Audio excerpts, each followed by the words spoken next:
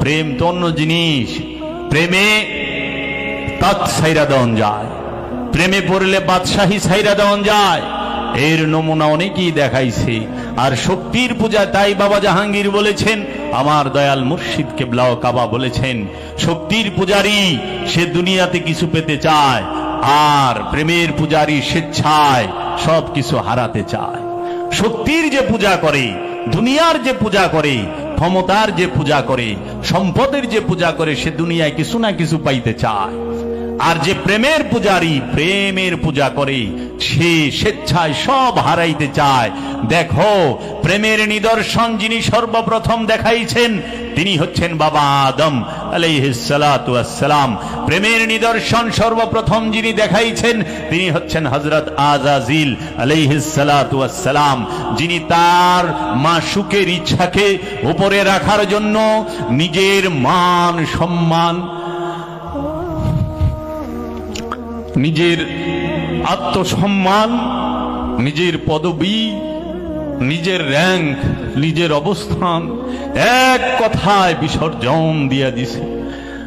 প্রেমের পূজারী বাবা আদম এক কথায় মাশুকের ইচ্ছা দেখছে। আমার মাশুক সৃষ্টি জগৎকে মিলাইতে চায়, এই সৃষ্টি জগৎকে ছড়াইতে চায়। আমি যদি ইচ্ছাকৃত ভাবে, আমি যদি এই মাশুকের মহব্বতে এই নিষিদ্ধ বৃক্ষের স্বাদ গ্রহণ না করি, আমার মাশুক পারে না। কারণ মাশুকের কাঁধে দোষ চলে যায়, না না কখনো হইতে পারে না। আমি যার মহব্বত করি, আমার মাশুক সে নির্দোষ, সমস্ত দোষ আমার। হযরত আযাজিল আলাইহিস সালাতু ওয়াস সালাম তিনিও সেই দোষ কাঁধে নিয়া লানতের তক্তা নিল কান্দে, নাম পদবী নিয়া নিল আলাইহিস সালাতু ওয়াস সালাম থেকে মহব্বতের কারণে নাম নিয়ে নিল লানতুল্লাহ, আল্লাহর লানত কান্দে নিল। প্রেমের জন্য জাহান্নামে যাইতেও প্রেমিক প্রস্তুত, মাশুকের জন্য হাসতে হাসতে জাহান্নামে যাইতে পারে প্রেমিক। প্রেমিক জাহান্নামকে ভয় পায় না, প্রেমিক ভয় পায় আপন মাশুকের ওই মলিন চেহারাটাকে, আপন মাশুকের মলিন চেহারাটা প্রেমিক ভয় পায়, জাহান্নামকে ভয় পায় না। মাওলা হুসাইন আলাইহিস সালাতু ওয়াস সালাম তিনি তার মাশুক সুলতানে আম্বিয়া আবুল কাসেম মুহাম্মদ সাল্লাল্লাহু আলাইহি ওয়াসাল্লামের মহব্বতে, তার দ্বীনের মহব্বতে, দ্বীন ইসলামের মহব্বতে সমস্ত কিছু কুরবানি করে দিলেন, উৎসর্গ করে দিলেন। হাসতে হাসতে চোখে এক ফোঁটা জল আসে নাই, আসতে শুধু প্রেমের জন্য জল।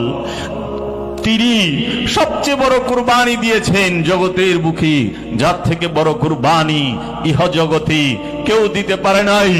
মাওলা হুসাইন থেকে বড় কুরবানি দিছে আমার রসুলের যে রাজকুমারী, মহা জগৎ জননী মা ফাতেমাতুজ জাহরা আলাইহিস সালাতু ওয়াস সালাম, তিনি নিজে কুরবানি হয়েছেন, তিনি নিজে শাহাদাত বরণ করেছেন। তিনি তার স্বামী মাওলা আলী আলাইহিস সালাতু ওয়াস সালামকে আল্লাহর হাবিবের জন্য উৎসর্গ করেছেন। তিনি তার সন্তান, তার কলিজার টুকরা, হৃদয়ের ধন, নয়নের পুতুলি মাওলা হুসাইন, মাওলা হাসান আলাইহিস সালাতু ওয়াস সালামকে উৎসর্গ করে দিয়েছেন রবের দরবারে।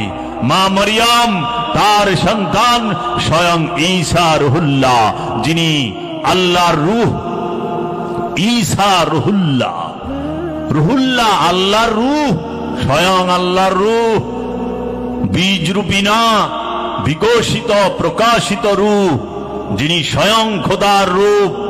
এই ঈসা আলাইহিস সালাতু ওয়াস সালাম, যিনি মা মরিয়মের সন্তান, মা মরিয়ম তাকে উৎসর্গ করেছেন। আর মৌলার ইশকে, মৌলার মহব্বতে স্বয়ং ঈসা রুহুল্লাহ নিজেও শুলে চইরা গেছেন, কখনো ফরিয়াদ করেন নাই। শুধু একটা জিনিস রবের দরবারে বলেছেন, হে আমার রব, ইয়া ইলাহি, তুমি তাদেরকে ক্ষমা করো, তারা নিজেরাও জানে না তারা কি করতেছে, তারা নিজেরা জানে না তারা কাকে আঘাত করতেছে। ঈসা রুহুল্লাহকে টাচ করার ক্ষমতা কাহারও নাই। বাবা, এই দেহ মরে, নফস মরে না, আর এই নফস মৃত্যুর স্বাদ নেয়। রূহ সে মৃত্যু জন্মের অনেক ঊর্ধ্বে। রূহ মৃত্যু এবং জন্ম এর দুয়ের ভেতরে থাকে না। রূহ হচ্ছে খোদার জাত, স্বয়ং নূর। ঈসা রুহুল্লাহকে টাচ করার ক্ষমতা জগতে কাহারও আছে? ঈসা রুহুল্লাহ যদি চাইতো সমস্ত মাটিকে উল্টায় দিতে পারত, কিন্তু ঈসা রুহুল্লাহ বলছে, হে আমার রব, তুমি তাদেরকে ক্ষমা করো। দেখেন, প্রেমের জন্য বাদশাহী ছেড়ে দেওয়া যায়, কিন্তু ক্ষমতার জন্য, বাদশাহী পাওয়ার জন্য হত্যা করে না? মহিষী জননীকে, গর্ভধারিণী মাকেও হত্যা করেছে দারায়ুস, বাদশা দারায়ুস, সে তার মাকে হত্যা করেছে, মহিষী জননীকে। অথচ প্রেমের জন্য ইব্রাহিম আদহাম ভালকি, যিনি ভালকের বাদশাহ, তিনি বাদশাহী ছাইরা দিছে। কেন? ইব্রাহিম আদহাম ভালকে একদিন তিনি তার রুমের মধ্যে শুয়ে আছেন, বাদশার যে কামরা, সেই কামরায় শুয়ে রয়েছেন। এমন সময় দেখে ছাদে কিছু হাঁটার আওয়াজ পাওয়া যায়। তখন ওইখানে হাঁটতেছে কে যেন। এমন সময় ইব্রাহিম আদহাম ভালকি জিজ্ঞেস করেন, ছাদের উপরে কে? কোন বেদব এখানে হাঁটতেছে? তখন ওই ছাদের উপর থেকে হাঁটতেছে যে, আমি কোনো বেদব নই। তখন বলছে, না তুমি বেদব না, তো তুমি কেন ছাদের উপরে হাঁটতেছ? বলে যে, আমার একটা উট হারায় গেছে, আমি ছাদের উপরে উট খুঁজতে আছি। তখন বলল, তুমি বেদব না ঠিক আছে, কিন্তু তুমি একদম বোকা, পাগল। পাগল না হইলে কেউ ছাদের উপরে উট খুঁজে? যেটা সিঁড়ি নাই, বাইর দিয়া কিচ্ছু নাই, ছাদের উপরে উট খুঁজ। তখন ইব্রাহিম আদহাম বলকিকে বললেন, তার মুর্শিদ কেবলাও কাবা, সে বললেন, তুমিও তো তাই করতেছ, ছাদের উপরেই উট খুঁজতাছ। তুমি যে আমারে পাগল কও, বোকা কও, সবচেয়ে বড় পাগল তো তুমি। বাদশাহীর মধ্যে শান্তি খুঁজতাছ, বাদশাহীতে শান্তি নাই। শান্তি যদি থাকে ফকিরিতে আছে। তখন ইব্রাহিম আদহাম বলকে সে এই যে গড় ছাড়লো, বাদশাহী ছাইরা দিল। ওলি আল্লাহরা মহব্বতে বাদশাহী ছাইরা দেয়। তাই বাবা, আজকের সমাজে আদমকে সেজদা, আল্লাহর যতটি হুকুম আছে, বেশিরভাগ হুকুমের বিরোধিতা বর্তমান সমাজ করতেছে। বর্তমান সমাজের এক শ্রেণী আলেমরা করতেছে তাদের স্বার্থের জন্য, তাদের ধর্ম ব্যবসার জন্য। তারা সবচেয়ে বড় দেখে ব্যবসাকে, প্রেমকে দেখে না। কারণ ব্যবসায়ীর কাছে প্রেমের কোনো দাম নাই।